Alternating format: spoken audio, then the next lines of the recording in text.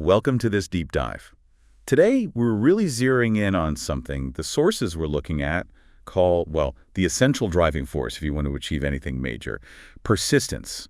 We're pulling a lot from a classic work on success, specifically Chapter 10 on persistence in Think and Grow Rich. Yeah. And we've got quite a bit more to round it out. Editors' comments that add some, modern perspective, a deep look into the author Napoleon Hill's own life, showing he really lived this stuff, and then some extra material digging into things like lucky breaks and some, frankly, incredible historical examples. Okay, so our mission here is to unpack what persistence actually is, why it's so critical for big goals, how you can, actively cultivate it, and then look at some really powerful real-world stories.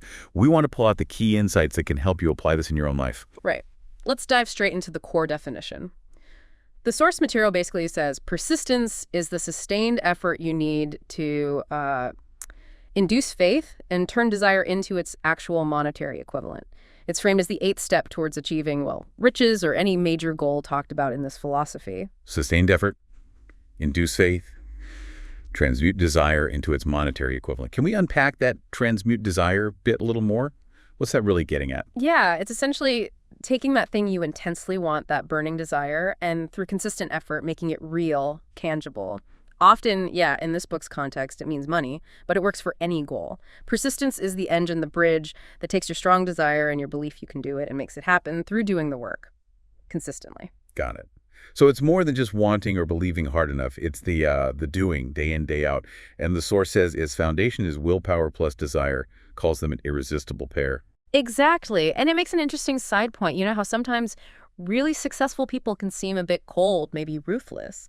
The source suggests that often what critics are seeing is just that intense willpower combined with strong desire, all backed by persistence. It looks relentless because, it is focused. It really draws a stark contrast, doesn't it? Most people, it says, just give up. First sign of trouble, first bit of opposition, first failure, they're out. But a few just keep going until they get there. Yeah, and that leads to this fantastic analogy in the book. It says persistence does for your character what carbon does for iron. It hardens it, turns it into steel. So it's not just about the goal. The process of persisting actually builds something vital inside you. Sounds absolutely fundamental. And the sources really stress that success, real success, means applying all 13 principles in the book. Persistence is key, sure, but the others need to be applied with persistence too. Otherwise, they just don't take root. Now, if you're actually trying to use these ideas, the sources are pretty direct. Your first real test, your first big challenge with persistence will probably come when you start putting those 6 steps from the desire chapter into practice. And they don't pull any punches about it. Lack of persistence. Yeah. Called a major cause of failure. Common to most people. That's a bit confronting. It is, but the good news hidden in there is that it's a weakness you can overcome. It takes work, definitely, but it's not like a fixed trait. Okay, so if it's overcomable, how hard is it? Are we talking superhuman effort here? The source gives a surprisingly specific answer. It says the ease with which you overcome a lack of persistence depends entirely on how intense your desire is. Desire again. It keeps coming back to that, doesn't it? Weak desires bring weak results just as a small amount of fire makes a small amount of heat. That quote really lands. It does. So the prescription, the remedy if you feel you're lacking persistence, build a bigger fire under your desires. Go back to that desire chapter. Use those methods. Really engage with it eagerly. That eagerness, they say, shows the intensity, and that intensity fuels persistence. Right. So we get what it is, why it's vital, and that weak desire is a killer. How do you actually practically cultivate it? How do you build this persistence habit? Well, the sources point back to other tools in the book's toolkit. Surrounding yourself with a mastermind group, that's Chapter 11, gives you support, encouragement. Following the steps for autosuggestion in Chapter 5 helps program your subconscious. Understanding the subconscious mind itself, Chapter 13, shows how thoughts translate into reality. They all kind of work together. It really sounds like it boils down to habit formation, doesn't it? Applying these things over and over until they're second nature. That's how you build what the book calls money consciousness. And this is fascinating. They set up this contrast between money consciousness and poverty consciousness. Money consciousness needs to be built deliberately with effort, with persistence. Poverty consciousness, that just happens. It develops all by itself if you don't actively fill your mind with the positive stuff. It's the default state, just reacting. So if you're not actively building the positive mindset, You're kind of defaulting to the negative one. Yeah. And the consequence is pretty stark. Without persistence, the book says you're basically beaten before you start. With it, you will win. There's this really vivid analogy they use. Imagine trying to wake up from a nightmare. You're sort of half aware you want to move, but you feel paralyzed. You have to use sheer willpower persistently, maybe just to wiggle a finger first, then move your hand, then your arm bit by bit until you break free and regain control. And you might need that same kind of deliberate step-by-step effort to break out of mental inertia, out of that default poverty consciousness. Starting slow, maybe, but persistently building speed and control. Be persistent no matter how slowly you may have to move at first. It's not about instant velocity. It's about continuous motion. And people who develop this habit, this persistence, they seem to get this incredible edge, almost like having insurance against failure. Yeah, the sources say they eventually reach the top, no matter how many times they are defeated. Which really implies defeat isn't an endpoint. It's just feedback, part of the journey. And there's this slightly mystical idea floated that maybe there's a hidden guide testing people through discouragement and setbacks. And the ones who get back up, learn from it, and keep pushing forward, they pass the test. They make the grade, as the book puts it. And the prize isn't just getting the thing you wanted. It says infinitely more important is gaining the deep knowledge that every failure brings with it the seed of an equivalent advantage. Right. Persistent people just don't accept defeat as final. Their desire is applied so consistently, so persistently, that defeat itself gets, well, transmuted into victory. It becomes fuel, not a roadblock. It does make you wonder, though, why do so many people get knocked down and just stay down? While a few seem to take that same hit as a reason to push harder, the sources mention a silent but irresistible power that helps those who keep fighting. It sounds a bit out there, maybe, but there's this suggestion that persistence itself unlocks something. Yeah, whatever that power might be, the book makes one thing crystal clear. If you don't have persistence, you simply will not achieve significant success, not in any calling. It's positioned as utterly non-negotiable. The sources use a great metaphor for this kind of testing ground, where persistence is crucial. Broadway. And it's not just literary Broadway theater. The editors clarify it means that whole cutthroat world of arts, publishing, entertainment in New York. Exactly. It's a place that, sure, recognizes talent, but the real rewards, the big payoffs, only come after you've proven you refuse to quit. The secret sauce they found there. Persistence, again and again. And they give the specific example of Fannie Hurst, who became a very successful author. She spent 4 years pounding the New York pavement, got 36 rejection slips from one publisher before she finally broke through. Imagine that. 36 no's from the same place, and you still send manuscript number 37. It's such a concrete example. And then, of course, there's the author himself, Napoleon Hill. His own life, laid out in his biography and earlier writings, is presented as Exhibit A. Started dirt poor, faced failures that would honestly make most people just give up entirely. His persistence is shown as the absolute bedrock for why Think and Grow Rich even exists. Right. Growing up in rural Virginia, that pivotal moment when his stepmother traded his gun for a typewriter. A small thing, maybe, but it nudged him in a different direction. And his sheer audacity. Sending that letter to Rufus Ives, offering to work free for 3 months just to prove himself. Ives was so impressed, he hired him on the spot. That kind of initiative, driven by purpose. But it wasn't a smooth ride after that, was it? The biography maps out some major blows, lost his first management job when his boss's fortune vanished, then lost his partnership and savings in the 1907 panic, a huge financial crisis. Right. He saw that panic loss as a failure, pure and simple, at the time. Only later did he see how it pushed him towards law school. But the nits kept coming. While studying law, he built up a successful automobile school, got into debt, and basically lost the business to his banker. Back to square one, poverty again. But he just found another job and crucially kept plugging away at the Carnegie Project in his spare time. He even talks about a turning point he chose. Had a comfortable, easy job, assistant counsel for a coal company. Too easy, he felt. So he quit, moved to Chicago, seeking a bigger challenge. A decision he later said led to 10 years of really intense struggle and grief. Then getting arrested on trumped-up charges related to a candy business he'd started. He fought it, won in court, could have sent his partners to jail but chose not to, realizing revenge wasn't his style. Another painful lesson, but growth through persisting. And then, 1917, the military draft for World War I essentially kills his thriving advertising and salesmanship school overnight.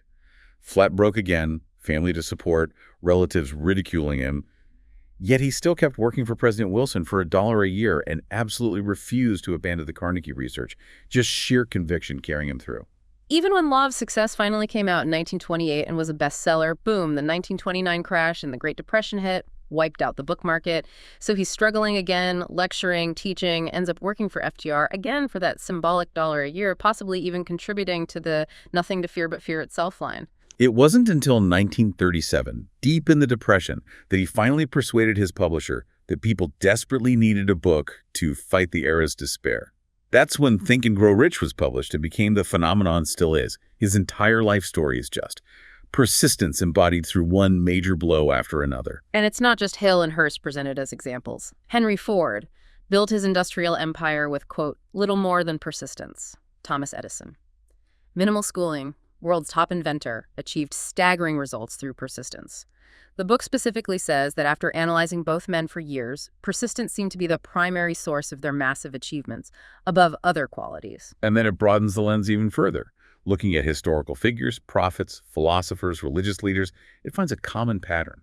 Persistence, combined with focused effort and a clear purpose, was the main engine behind their world-changing impact. Yeah, the source specifically dives into the story of Muhammad. Points out he wasn't presented as a mystic, didn't perform miracles in the traditional sense, had very little formal education, and only started his mission around age 40 for the first 10 years. Intense ridicule, banned from his home city Mecca, followers exiled, possessions confiscated. All he had to show for it was poverty, banishment, and scorn. Yet fast forward another 10 years, and he's the effective ruler of Mecca, head of a rapidly expanding new world religion. The source asks, how? And it points to the biographer's analysis, the perceived power of the words themselves, the Quran seen as miraculous by Arabs, the belief in the power of prayer, and this core idea of humanity's direct relationship with God. The background details mention, born poor, raised in the desert, became a respected caravan leader, married a wealthy widow, Khadijah, received the Quranic revelations during periods of reflection, and the opposition he faced, the banishment, it wasn't just about theology, it was deeply political. His message promoted equality, a sort of democratic state Islam which challenged the tribal hierarchy. And challenging the idols in the Kaaba shrine threatened the lucrative trade they brought to Mecca. So out of that intense opposition in the desert comes this movement described as a flame, this committed democratic force willing to sacrifice everything for their belief. The source notes he invited Jews and Christians to join, seeing his message as a return to the original Abrahamic faith. It speculates maybe if they had accepted, Islam's spread might have been even more rapid. And there are other interesting points mentioned, like contrasting Muhammad's army's conduct in Jerusalem later with the Crusaders, or how the university concept was adopted into Christian Europe from the Islamic world. But the main takeaway, the reason this story is included here, is as another powerful illustration of how sheer persistence, starting with almost nothing but conviction and purpose against huge odds, can literally reshape history. Okay, so given all these examples and the massive emphasis placed on it, persistence clearly isn't just, something you're born with or not. The sources are adamant. It's a state of mind. And crucially, it can be cultivated based on definite causes. Right. They actually list 8 specific factors, 8 causes that help you build persistence. First, definiteness of purpose, knowing exactly what you want. That strong why helps you push through the how. We keep coming back to this. The stronger the desire, the easier persistence becomes. Believing in your own ability to follow through. You build this through things like autosuggestion. Fourth, definiteness of plans. Having organized plans, even if they aren't perfect initially, gives you direction and encourages persistence. Fifth, accurate knowledge. Knowing your plans are sound based on experience or facts, not just guesswork. Guessing kills persistence. Getting support, understanding, working harmoniously with others, that helps sustain persistence. That ability to concentrate your thoughts on your goal and keep going, it's like a muscle you build. And eighth, habit. Ultimately, persistence becomes a habit. Like building courage by repeatedly doing courageous things, you build persistence by repeatedly persisting. That's like a diagnostic checklist, isn't it? You can literally take inventory of yourself against those 8 points and see where you might be weak. That shows you where to focus your development efforts. Exactly. And then, flip side, there are the enemies. The book outlines 16 major weaknesses that actively undermine persistence, often rooted deep in the subconscious. Yeah, things like just failing to recognize or clearly define what you really want in the first place. Procrastination, obviously, often with a whole library of excuses. Lack of real interest in gaining the specialized knowledge you need. Indecision, always passing the buck. Relying on those alibis instead of creating solid plans. Being too self-satisfied, complacent, general indifference, just not caring enough. Blaming others or just accepting bad circumstances instead of trying to change them. Weakness of desire, we covered that. Being too willing to quit at the first sign of defeat, which they link to the 6 basic fears discussed elsewhere in the book. Not having organized plans, especially written down. Right. Neglecting to act on ideas or seize opportunities when they arise. Just wishing for things instead of actively willing them to happen. Compromising with poverty, basically lacking ambition, looking for shortcuts like gambling or trying to get something for nothing. And that last one, number 16, which gets special attention. The fear of criticism. Yes, that one's highlighted as particularly dangerous because it's so pervasive and often operates below our conscious awareness, really limiting what we dare to do. The book points out how often people let relatives, friends, even the general public, dictate their choices, simply because they're afraid of what others might think or say. The examples given are really common, aren't they? Staying in a job you hate or a miserable marriage, not going back to school because someone might disapprove. Letting relatives guilt you into decisions using duty as leverage, when the book argues real duty doesn't mean sacrificing your own ambition, refusing to take calculated business risks because the fear of failing publicly, of hearing, "I told you so," outweighs the desire for success, or just refusing to set high goals because friends might mock you, saying, "Who do you think you are?" Hill himself admits facing this powerfully when Andrew Carnegie first suggested the huge 20-year project. His immediate thoughts were doubts fueled by that fear. You can't possibly do this. What will your relatives say? Who are you to attempt this? He knew people would think he was crazy, and he writes, well, they did. So the takeaway from this part is pretty stark. Fear of criticism strangles countless potentially great ideas before they even get to the planning stage, let alone action.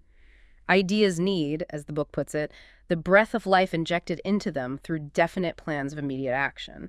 Otherwise, that fear just suffocates them. Okay, let's shift gears just a bit. The sources also tackle that very common idea that success relies heavily on just getting lucky breaks. Yeah, and their stance is pretty straightforward. If you just sit around waiting for luck, you're setting yourself up for disappointment. The only break you can truly rely on, they argue, is a self-made break. And how do you make your own break?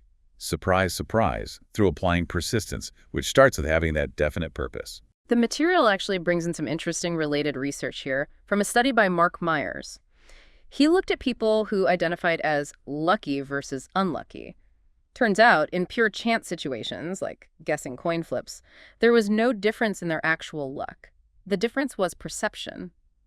The lucky people tended to remember and focus on the positive outcomes, while the unlucky people dwelled on the negatives. That's fascinating. So how you frame it matters hugely. The book argues that while, we only control our own thoughts and actions, and lots depends on others and random chance, those lucky breaks themselves can actually be influenced. People perceived as lucky often take specific actions. There are basically 2 ways suggested to influence getting those breaks. First, pretty obviously, you intentionally put yourself in situations where luck might strike you, increase your surface area for opportunity. But second, and maybe more subtly powerful, you act in ways that make other people want to help you because they believe you're deserving, that you're going somewhere. Right, these people are sometimes called gatekeepers. They hold the keys to opportunities. They might help out of goodwills, sure, but often there's also an element of hoping for a return, maybe associating with success. To be top of mind when they have an opportunity to share, you need to impress them. They need to feel helping you is a good bet. And what's one of the best ways to impress them? It sounds almost circular, but it's behaving and acting like you are lucky, like you are going to succeed. The book puts it bluntly. If you act like a loser, people think you are a loser. If you project confidence and purpose perceiving yourself as lucky, others start to see you that way too. And that genuinely opens doors. People want to back a winner, and sometimes they even hope a bit of your luck might rub off. That creates a powerful positive feedback loop. The biggest secret lucky people know, according to this, is that when they appear lucky, more people offer them help and opportunities. The core message is, people are actually out there waiting to help you, but you need to signal that you're worth helping by showing effort, enthusiasm, and that persistent drive towards your purpose. That's what makes you look lucky. Okay, so pulling this all together now, we've talked about desire, willpower, tackling the enemies, building the habit. How do you boil all that down into a straightforward, practical path to make persistence almost automatic? Well, the sources lay out 4 steps, and they emphasize these are surprisingly simple, accessible steps. They don't require genius IQ, fancy degrees, or even huge amounts of time. They're fundamental actions. Okay, what are they? All right, the 4 steps to developing the habit of persistence are: A definite purpose, backed by a burning desire for its fulfillment. There's desire again. a definite plan, expressed in continuous action, not just a plan on paper, but action. A mind closed tightly against all negative and discouraging influences. This includes, maybe especially, those coming from well-meaning relatives, friends, or acquaintances. And number 4, a friendly alliance with one or more people who will encourage you to follow through with both your plan and your purpose. That mastermind idea again. Those 4 steps. They're presented as absolutely critical for success in basically any field. And the entire philosophy, all 13 principles in the book, are really designed to help make these 4 steps an ingrained habit. They're described as the keys to controlling your financial destiny, achieving freedom of thought, getting wealth, power, recognition. They essentially guarantee you'll attract those favorable breaks we talked about. They give you the power to turn your dreams into reality. They're how you conquer fear, discouragement, indifference. And the ultimate reward, the magnificent reward, as they call it, for mastering these 4 steps. It's the privilege of writing your own ticket in life, making life give you whatever price you demand from it. And finally, the sources kind of circle back to that slightly more mysterious element we touched on earlier. What is that power that seems to allow persistent people to overcome difficulties that just crush others? Right. Is it something spiritual? Yeah. Mental energy? A chemical thing? Are they somehow tapping into supernatural forces? Yeah. Does infinite intelligence, whatever that means, somehow align itself with the person who just refuses to quit, even when everything seems against them? They bring up Ford and Edison again, saying even after intense study, their incredible results seem mostly attributable to just raw persistence. It was hard to pinpoint any other single quality that fully explained it. And they loop back to those historical figures, the prophets, philosophers, religious leaders. Their world-changing achievements were consistently tied to that same combination: persistence, focused effort, and a clear, unwavering purpose. Using that Muhammad story one last time, the book really hammers home how sheer persistence, starting from a place of apparent weakness, but fueled by deep belief and purpose against immense opposition, led to results that reshaped the world. It implies that maybe, just maybe, in that unwavering commitment itself, some kind of power does come to your aid. Yeah, the exact nature of that power might be up for debate, spiritual or psychological, but the practical outcome of persistence is presented as undeniable. It's the mechanism that turns potential into actual achievement. So, to sort of wrap up this deep dive, persistence is obviously way more than just being stubborn. It's got to be fueled by that intense, burning desire backed up by conscious willpower, guided by clear plans, built into a habit through consistent action, and importantly, requires actively protecting your mind from negativity, especially that sneaky fear of criticism. Exactly. It's the engine that gets you through the inevitable failures and setbacks, helping you look for and find that seed of an equivalent advantage in every single one. And ultimately, it's what positions you to create your own opportunities, your own so-called lucky breaks. So here's a final thought to leave you with, tying a few threads together. Considering that idea that challenges might be tests, and that embracing struggle with unwavering persistence could align you with that silent, irresistible power. Could it be that simply refusing to be defeated and constantly, relentlessly acting with purpose is the very thing that creates the luck and the opportunities you need? What's the one small, persistent step fueled by your burning desire that you can take today to start making your own self-made break?